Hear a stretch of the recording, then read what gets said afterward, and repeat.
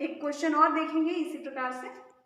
चलिए अब यहाँ पे हम अपने दूसरे क्वेश्चन के बारे में देखें। दूसरा जो क्वेश्चन है हमारा, उस पर भी कुछ ऐसे ईंट का यूज है, लेकिन जो हमारा पहला क्वेश्चन था, याद रखो उसमें 2 डायमेंशन की बात थी, मतलब लंबाई और चौड़ाई की बात थी।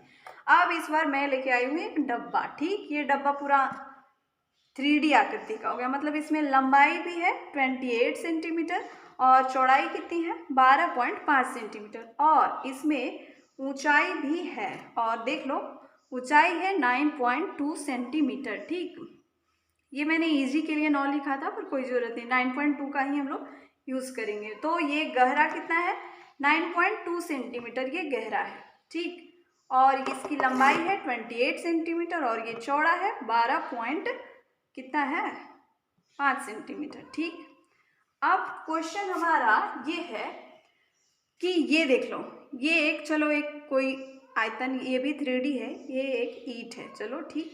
तो इसमें है क्वेश्चन कि ये ईंट कितना हम यूज करेंगे, ये वाला ईंट कितना इसमें आ जाएगा कंप्लीटली, कितना ये, चलो एक अगर ये साबुन है, ऐसा क्वेश्चन तो कुछ इसी टाइप से रहता है, तो चलो एक अगर कोई साबुन है तो ये साबुन इस डिब्बे में कितना रख सकते हैं हम लोग। ठीक, हम एक ही साबुन से हम कैसे पता करेंगे, हमारे पास बहुत बड़ा डिब्बा रहेगा तब भी हम पता लगा लेंगे, ये तो बस छोटा सा है, एक एग्जाम्पल है। तो हमें चाहिए 2 चीज, पहला तो जो बड़ा वाला डिब्बा है हमारे पास, या फिर बड़ा जो भी एक कमरा है या फिर व्हाटएवर है, तो उसका डायमेंशन कितना है, उसकी लंबाई कितनी है, उसकी चौड़ाई कितनी है और उसकी ऊंचाई कितनी है। पहली चीज हमको ये चाहिए। दूसरी चीज क्या चाहिए, जो हम सामान उसमें रखने वाले हैं उसकी लंबाई चौड़ाई और ऊंचाई कितनी है। तो 2 चीज चाहिए हमको। तो सबसे पहले हम यहाँ पे लिख लेते हैं ये डब्बे की लंबाई चौड़ाई और ऊंचाई।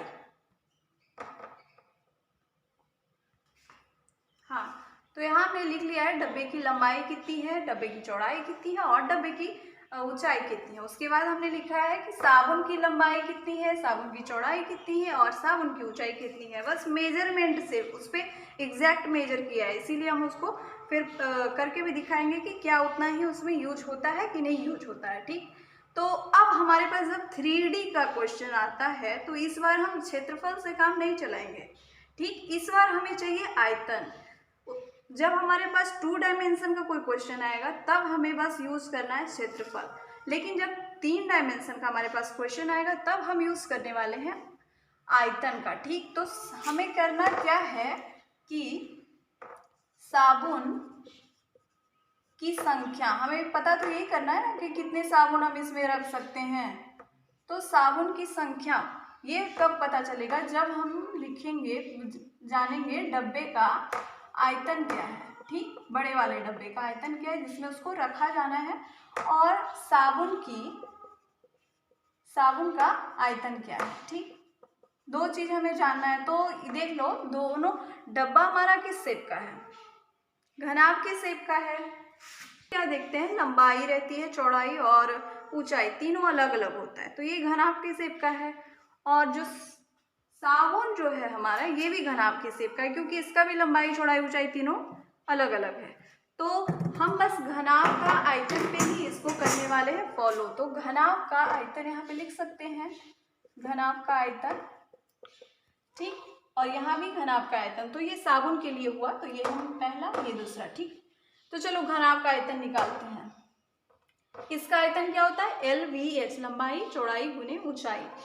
तो सेम 12.5 गुने 9.2, चलो सेंटीमीटर भी लिख ही लेते हैं, सेंटीमीटर गुने 9.2 सेंटीमीटर, और गुने कौन बच गया 28 सेंटीमीटर। ये लंबाई है हमारी, ये लंबाई चौड़ाई और ये ऊंचाई है। चलो साबुन का आयतन क्या होगा, साबुन में भी जस्ट लंबाई 9 सेंटीमीटर, चौड़ाई 8 सेंटीमीटर और ऊंचाई है 3.5 सेंटीमीटर।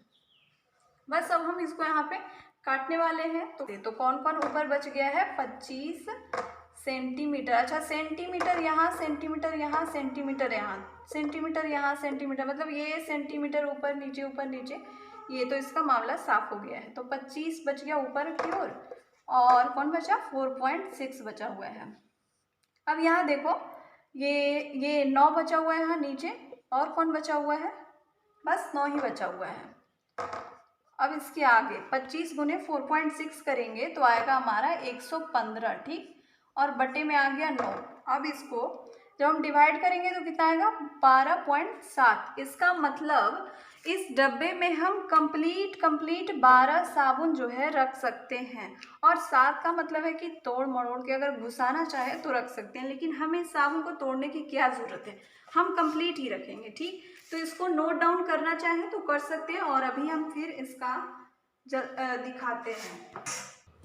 हाँ, तो चलिए यहाँ पे हम देखेंगे कि क्या सचमुच इसमें हम 12 ही ये वाला डाइस यूज कर सकते हैं साबुन। तो चलो ये डिब्बा है, चलो रख के देख लेते हैं बिल्कुल शेप में, ठीक।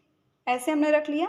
अब यहाँ पे यहाँ तक का निशान लगा लेते हैं, कहाँ तक ये ऊंचा है, यहाँ तक ऊंचा है, और ये इस तरह से जा रहा है। चलो ठीक। अब यहाँ पे सेकेंड आगे बढ़े इसको लेके,